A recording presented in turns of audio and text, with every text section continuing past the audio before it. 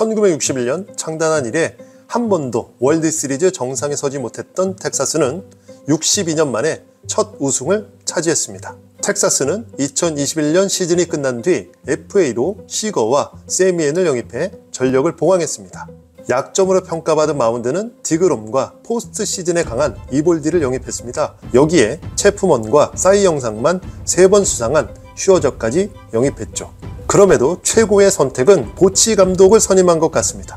이 보치 감독은 불펜 운영이 탁월하죠. 이번 월드 시리즈에서도 선발 존 그레이를 1, 3차전에 불펜 투수로 투입하면서 팀 승리에 일조를 했습니다. 디비전 시리즈 1차전에서도 자완 투수 히니를 선발로 내보내고 뒤에 또 다른 선발 자원인 더닉을 투입시켰죠. 이 두 투수가 상대 타선을 잘 막으면서 1차전 승리를 이끌었습니다. 그리고 2차전에서도 올 시즌 데뷔한 브래드 포드를 내보내면서 2승을 거두고 승기를 잡은 것입니다. 샌프란시스코 자이언츠 감독 때도 우승의 원동력은 마운드 운영이었습니다. 2012년 선발 린스컴을 불펜으로 활용했고 2014년에도 선발 범간호를 4회에 투입해서 월드 시리즈 사상 최초의 5이닝 세이브로 우승을 이끌었습니다. 브루스 보치 감독은 좋은 쪽으로든 안 좋은 쪽으로든 텍사스가 스트리키하다는 표현을 했습니다. 한 번 이기면 계속 이기고 한 번 지면 계속 진다는 것인데요.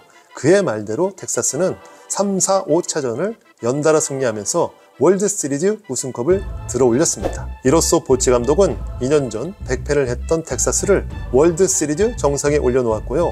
개인 통산 4번째 정상을 차지하는 영광을 누렸습니다. 하지만 텍사스는 우승에 이르기까지 많은 시련이 있었습니다. 2010년 시즌 최초로 월드시리즈에 진출했지만 샌프란시스코 자이언츠에게 1승 4패로 무릎을 꿇었죠. 텍사스는 2011년에도 월드시리즈에 올랐지만 스트라이크 1개를 잡지 못해서 좌절을 겪어야 했습니다. 이렇게 텍사스는 2년 연속 월드시리즈에 올랐음에도 우승하지 못한 3번째 팀이 되었습니다. 2011년 텍사스는 1선발 CJ 윌슨이 16승, 2선발 콜비 루이스가 14승, 3선발 데릭 홀랜드가 16승, 4선발 맷 해리슨이 14승, 5선발 알렉시 오간도가 13승으로 선발 전원이 최소 13승을 기록하면서 73승이나 올린 팀입니다. 또 타자는 이안 킨슬러 32개, 에드리안 벨트레 32개, 마이크 나폴리 30개, 넬슨 크루즈 29개, 조시 해밀턴 25개로 5명의 선수가 25개 이상의 홈런을 기록했습니다. 이렇게 텍사스는 2011 시즌에 구단 사상 최고 기록인 96승을 거두고 2년 연속 서부지구 우승을 확정했습니다. 그리고 포스트 시즌에서 템파베이를 3승 1패, 디트로이트 타이거스를 4승 2패로 제압하고 월드시리즈에 진출하죠. 월드시리즈 상대는 세인트루이스 카디널스였습니다.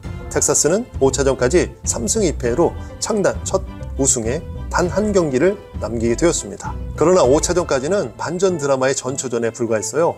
만일 야구 경기도 아카데미 작품상을 받을 수 있다면 반드시 수상해야 할 경기다라고 할 정도로 6차전은 명승부였습니다. 그만큼 텍사스의 뼈아픈 패배였죠. 6차전 대망의 9회 텍사스가 7대5로 앞서고 있었고 월드시리즈 우승까지 아웃카운트 단 1개만을 남겨둔 상황이었습니다. 볼카운트는 원볼 투 스트라이크, 스트라이크 하나면 텍사스가 이기고 경기가 끝나는 상황이었죠. 텍사스 투수 펠리즈는 자신의 주무기인 패스트볼을 던졌는데요. 그런데 프리지의 타구가 2타점 3루타가 되고 말았습니다.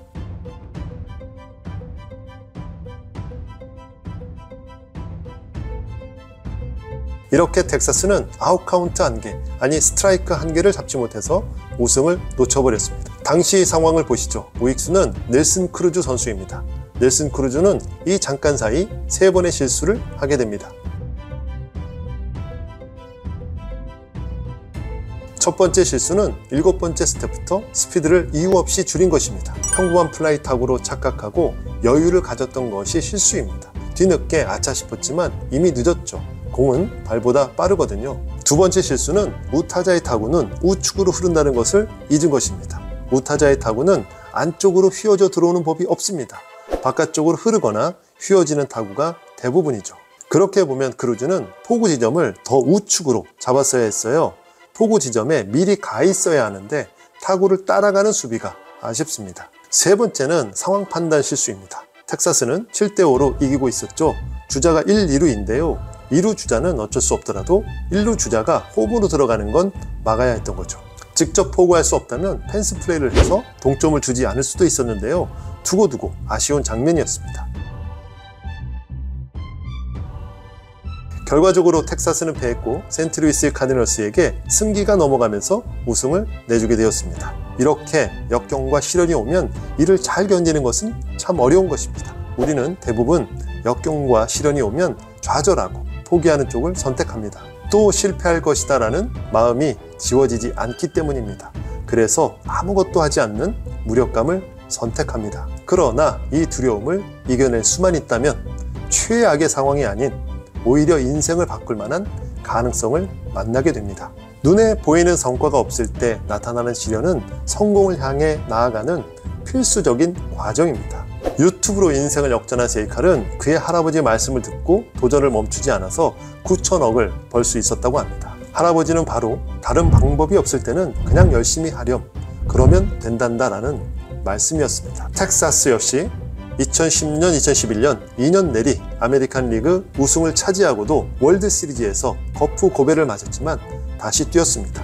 그런 시련을 딛고 세 번째 도전에서 코대하던 축배를 들게 된 것입니다.